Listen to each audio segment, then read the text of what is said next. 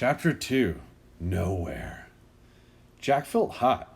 He opened his eyes. Burning sunlight was flooding into the treehouse. He and Annie were wearing long robes tied with cords. They wore white headcloths and pointy slip-on shoes. Jack's backpack had turned into a leather bag. leather shoulder bag. We look like characters in that book Aunt Mary gave us, said Annie. Tales from the Arabian Nights. Yeah, like Landed and Alibaba, said Jack. Shading their eyes from the bright sunlight, Jack and Annie squinted out the window. They landed in a spiky crown of a palm tree.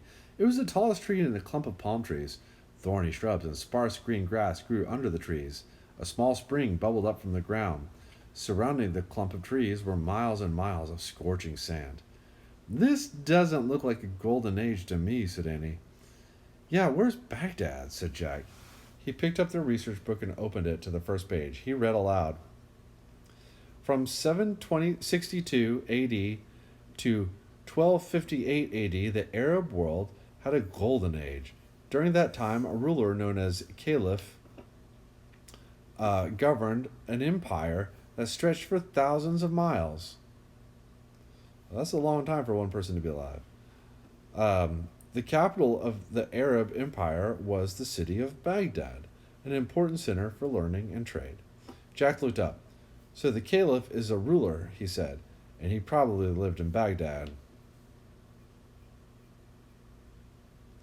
Yeah, but how do we get there? Asked Annie.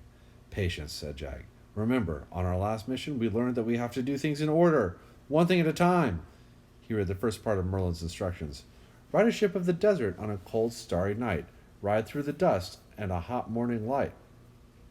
I wonder what a ship of the desert is, said Jack, looking up. Well, whatever it is, I'm sure we'll find it eventually, Annie said slowly, as if she were trying to sound patient. We could just sit here and keep an eye out for a big boat, or what, said Jack. Maybe we could use one of Teddy and Kathleen's magic rhymes. Not yet, said Jack. Merlin said to use our magic wisely. We just got here.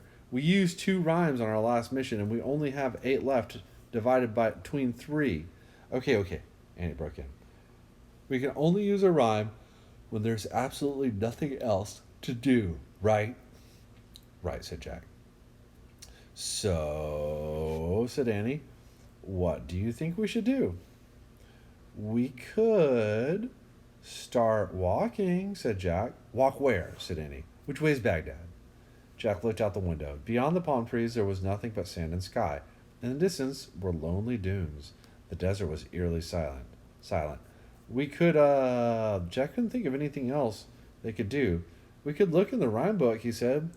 Jack pulled the book of magic rhymes out of his pack. He and Annie read down the table of contents. Make a stone come alive, read Annie. We did that on our last mission. We can't do that again. It wouldn't help anyway, said Jack. He looked at other rhymes. Make metal soft, he read. We've already done that one too. Turn into ducks, read Annie. She looked at Jack. No, he said. Mend what cannot be mended, read Annie. Nothing needs mending, said Jack. How about this one? Said Annie. Make helpers appear out of nowhere. Well, Jack said, maybe. Come on, it's perfect, said Annie. That's where we are, nowhere, and we could sure use some helpers. All right, said Jack. I'll read the line Teddy wrote. You read Kathleen's line in her Selkie language. That's a real nice idea, Andy. Uh-huh. Make helpers appear out of nowhere. Okay, said Annie. That's really cool because it's make helpers appear out of nowhere. Nowhere. They don't show up on all. They just show up. Like they show right away. They didn't have to walk there. Right. That's what they mean. Jack read in a loud, clear voice. From far beyond, send helpers here. Then Annie read, Ha-i bai, ha-i here. The second that Annie finished the rhyme, wind gusted in from the desert, blowing a cloud of sand here, he said. Through the window. The wind shook the palm trees. Sand blew into Annie's eyes. Ow, she said. Get back, cried Jack. Jack and Annie jumped away from the window. They pressed themselves against the wall and covered their faces. Gritty sand kept blowing into the treehouse. It's a sandstorm, said Jack. The hot sand piled into drifts all over the floor. Then the wind died down as quickly as it had started. The palm trees stopped shaking. Jack and Annie looked out the window. The air was thick with grainy dust, making it hard to see, but the sand was still. I think it's over, said Annie. I hope so, said Jack. Why did our magic rhyme cause a sandstorm instead of sending us helpers? I don't know, said Annie. Maybe we said it wrong. Jack brushed the sand off their research book and looked up at sandstorms in the index. He found the right page and read, The season of the sandstorms begins in the desert in mid-February and continues all spring. Winds can blow as fast as 40 miles per hour. Sandstorms can easily cause travelers to lose their way in the desert. I don't understand, said Jack. We don't need to lose our way. We need to find our way. Just then the sound of bells came from outside.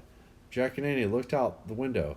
Through the haze, they saw 4 riders perched on high humps of camels. The riders wore brightly colored robes. Behind them, a dozen more camels were tied head to tail and loaded down with saddlebags. As the camels swung from side to side, bells tinkled from around their necks. Annie grinned. Helpers, she said.